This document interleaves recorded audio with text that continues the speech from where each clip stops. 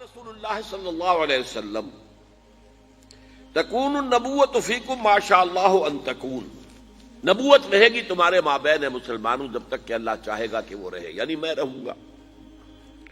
ثم یرفع اللہ اذا شاء یرفعها، پھر اللہ اسے اٹھا لے گا جب اللہ چاہے گا کہ اسے اٹھا لے، یعنی پھر میرا انتقال ہو جائے گا، نبوت ختم ہو جائے گی، اب تمہارے مابین نبوت کی برکات و سعادتیں نہیں رہے گی۔ ثم تکون خلافت علی منہاج النبوہ، میں نے واضح کیا تھا کہ حدیث کی اصطلاح اصل میں یہ ہے، خلافت علی منہاج النبوہ، خلافت راشدہ کی اصطلاح جو ہے وہ حدیث میں نہیں آئی ہے۔ پھر اس کے بعد ایک دور ہوگا خلافت کا جو بالکل نبوت کے طریق پر ہوگی، نبوت کے نقش قدم پر ہوگی، جو نظام میں نے قائم کیا جوں کا توں، بغیر کسی بال کے فرق کے وہ قائم رہے گا۔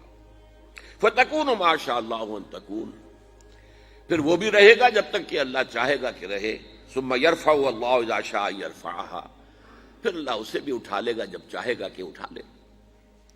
ثُمَّ تَكُونُ مُلْكًا عَاضًّا، عَضَّ يَعُضُّ کہتے ہیں دانتوں سے کاٹنے کو، کاٹ کھانے والی شے، عَاضًا۔ فرمایا پھر اس کے بعد ایک دور آئے گا جو کاٹ کھانے والی ملوکیت کا دور ہوگا۔ یہ جیسا کہ میں عرض کر چکا ہوں، یہ ملوکیت جو مسلمانوں کی تھی اور ان میں جو مظالم ہوئے ہیں، اچھے لوگ بھی آئے ہیں، یقیناً آئے ہیں، آخر 12 خلفاء کی تعداد انہی میں سے پوری ہوتی ہے، لیکن بحثیت مجموعی جو کچھ ہوا ہے، میں نے چند اشارے کر دیے تھے کہ واقعہ کربلا اب جس کا تذکرہ ہمارے ہاں ہوگا بہت شد و مد کے ساتھ، محرم الحرام کا آغاز ہو چکا ہے۔ پھر یہ کہ واقعہ ہررا جو نہایت افسوسناک واقعہ ہماری تاریخ کا، جس کا کہ ذکر کرتے ہوئے بھی لرزہ تاریخ ہوتا ہے، مسلمانوں نے اور مدینۃ النبی کی حرمت کو ایسا بٹا لگایا کہ 3 دن تک کے لیے جائز ہے، حلال ہے، جو چاہو لوٹو اور جس کو چاہو ریپ کرو۔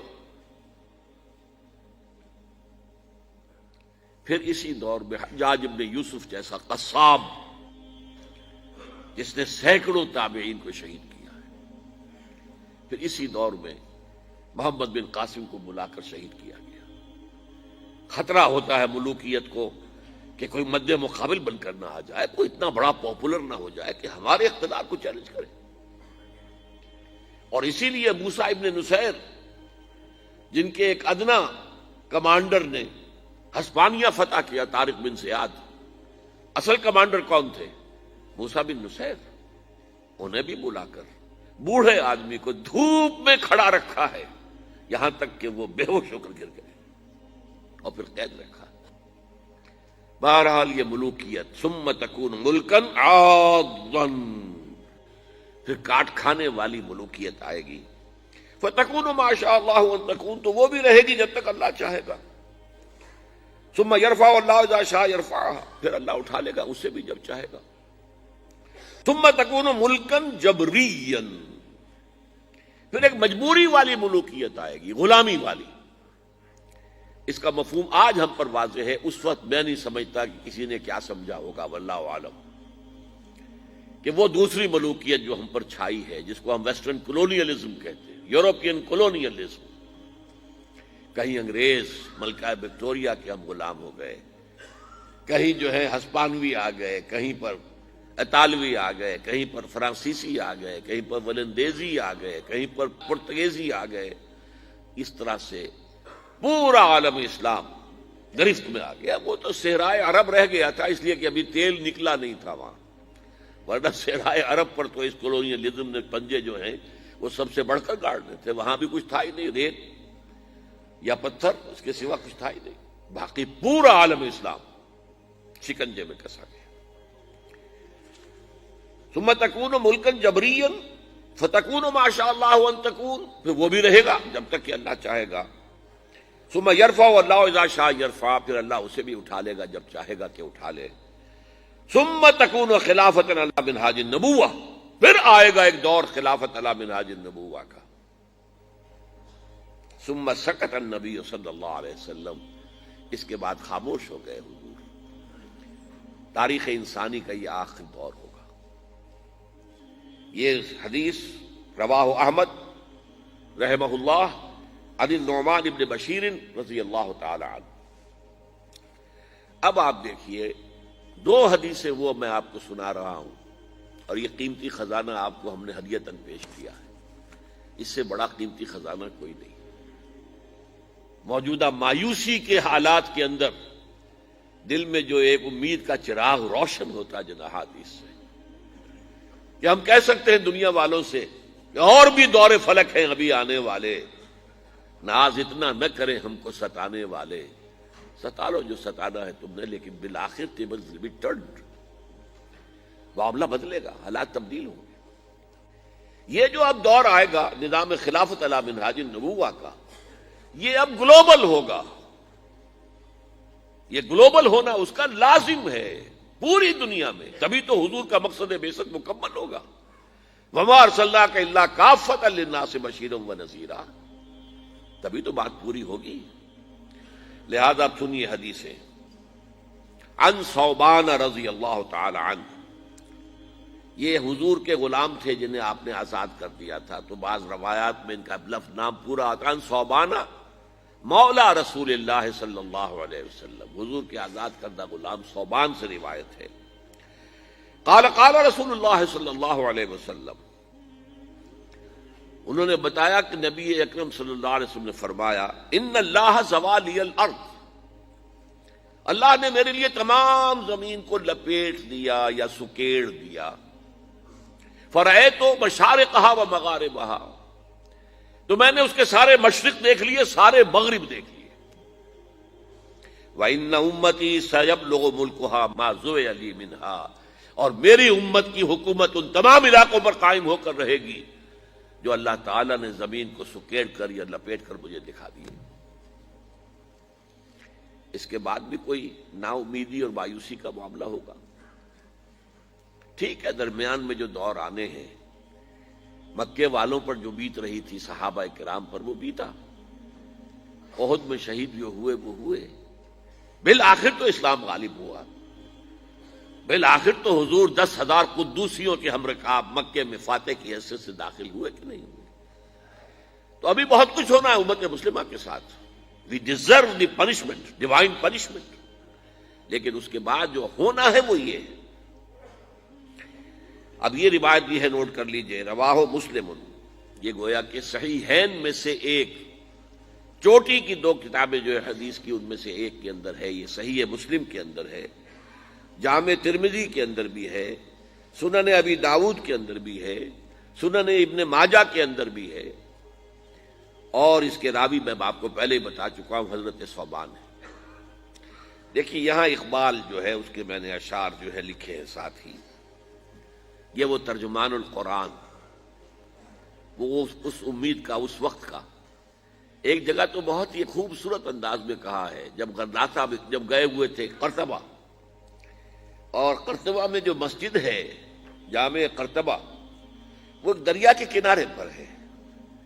جیسے کبھی یہ مسجد جو ہماری تھی بادشاہی مسجد، یہ دریائے راوی کے کنارے پر تھی، راوی اس کے ساتھ بہتا تھا۔ بڈھا راوی تو ہمارے اپنی جو ہے اس میں رہا ہے کہ اس راوی کو بڈھا راوی کہتے تھے، وہ گندا سا ایک نالا، وہ تھا اصل میں بیٹھ۔ اسی طرح وادی الکبیر، وہ جو وادی الکبیر ایک دریا تھا، اس کے کنارے پر مسجد قرطبہ ہے، اور اقبال وہاں کہہ رہا ہے، آب روان کبیر تیرے کنارے کوئی دیکھ رہا ہے کسی اور زمانے کے خواب۔ وہ ویژنری تھا، سیر تھا، دیکھ رہا تھا۔ گاہ میری نگاہ تیز چیر گئی دل وجود، گاہ الجھ کے رہ گئی میرے توہمات میں۔ نبی تو نہیں تھا نا، کبھی توہمات کا بھی غلبہ ہو جاتا تھا، کبھی اپنی عقلی الجھنیں بھی غالب آ جاتی تھی، لیکن کبھی وہ کیفیت بھی ہوتی تھی، گاہ میری نگاہ تیز چیر گئی دل وجود۔ اب دیکھیے وہ کیا کہہ رہا ہے، آسماں ہوگا سحر کے نور سے آئینہ پوش، اور ظلمت رات کی سیما پا ہو جائے گی، پھر دلوں کو یاد آ جائے گا پیغام سجود، پھر جبیں خاک حرم سے آشنا ہو جائے گی۔ آج انسان اکڑا کھڑا ہے، اللہ کے سامنے سربسجود ہونے کو تیار نہیں ہے، لیکن ایک وقت آئے گا پھر دلوں کو یاد آ جائے گا پیغام سجود، اور پھر جبیں خاک حرم سے آشنا ہو جائے گی، حرم کی مٹی پر جا کر، حرم کے فرش پر جا کر یہ جو میری پیشانی ہے لگے گی۔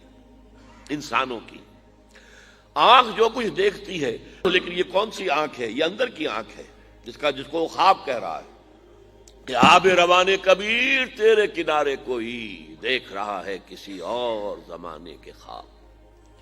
آنکھ جو کچھ دیکھتی ہے لب پہ آ سکتا نہیں، محو حیرت ہوں کہ دنیا کیا سے کیا ہو جائے گی۔ پھر خلافت علی منہاج النبوت اور عالمی سطح پر آخری شعر پڑھیے، شب گریزاں ہوگی آخر جلوہ خورشید سے، جیسے رات دوڑ جاتی ہے جب سورج طلوع ہوتا ہے، شب گریزاں ہوگی آخر جلوہ خورشید سے، یہ چمن معمور ہوگا نغمہ توحید سے، اور یہ پورا عالم، چمن عالم جو ہے یہ نغمہ توحید سے معمور ہو جائے گا، بھر جائے گا۔ وہی جو آیت استخلاف ہم نے پڑھی اور اس کا پہلے ذکر بھی ہو چکا ہے، وعد اللہ الذین آمنوا منکم وعملوا الصالحات، اللہ نے وعدہ کیا ہے مسلمانوں تم میں سے جو لوگ واقعی صاحب ایمان ہوں گے اور نیک عمل کریں گے۔ یہ دونوں الفاظ یہاں نوٹ کر لیجئے، یہ میری گفتگو کے آخر میں پھر آنے والے ہیں۔ کیا وعدہ ہے ان سے؟ لَيَسْتَخْلِفَنَّهُمْ فِي الْأَرْضِ كَمَا اسْتَخْلَفَ الَّذِينَ مِن قَبْلِهِمْ، اس سے زیادہ تاکید عربی میں ممکن، لازماً ان کو خلافت عطا کرے گا دنیا کی، جیسا کہ ان سے پہلے لوگوں کو عطا کی۔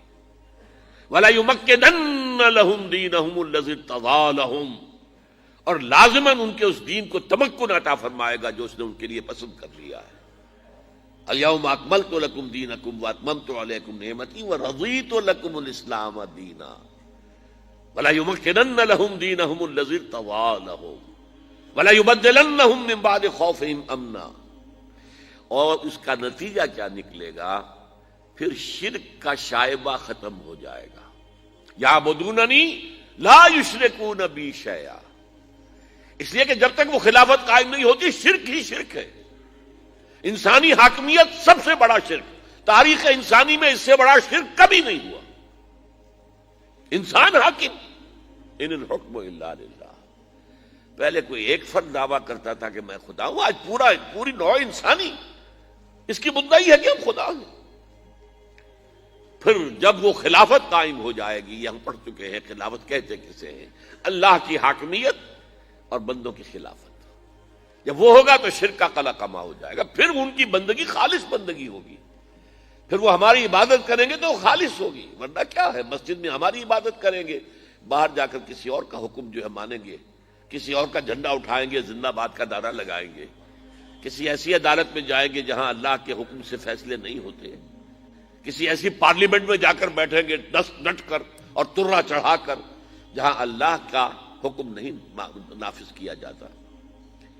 یہ تو ایک ملی جلی سی ایک عبادت ہے کہ مسجد میں بس نماز ہے، باقی تو بغاوت۔ لیکن پھر کیا ہوگا جب یہ خلافت قائم ہو جائے گی؟ تو یعبدوننی لا یشرکون بی شیئا ومن کفر بعد ذلک، جو اس کے بعد بھی کفر کرے فاولئک هم الفاسقون، یہ تو شیطنت ہے، اس لیے کہ ابلیس کے لیے یہ لفظ آیا ہے قرآن میں سورہ کہف میں،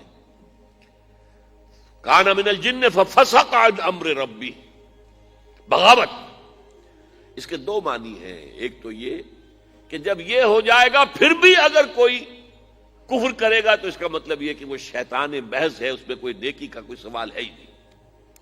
میرے نزدیک اس کا مطلب اور ہے، اتنا پختہ وعدہ ہم نے تم سے کیا ہے پھر بھی تم کمر نہیں کستے، نہیں کھڑے ہوتے اس کے لیے جد و جہد کرنے کے لیے، تو تم کفر کر رہے ہو۔ اتنا پختہ وعدہ، لَيَسْتَخْلِفَنَّهُمْ فِي الْأَرْضِ وَلَيُمَكِّنَنَّ لَهُمْ دِينَهُمْ وَلَيُبَدِّلَنَّهُم مِّن بَعْدِ خَوْفِهِمْ أَمْنًا۔ اس کے بعد بھی اگر انسان کمر نہ کسے، محنت نہ کرے، جد و جہد نہ کرے، ومن کفر بعد ذلک فاولئک هم الفاسقون، یہ ہے وہ نوید جو اقبال نے دی ہے وہ جو توحید کی تکمیل ہوگی اس کائنات کے اندر کب ہوگی؟ شب گریزاں ہوگی آخر جلوہ خورشید سے، یہ چمن معمور ہوگا نہ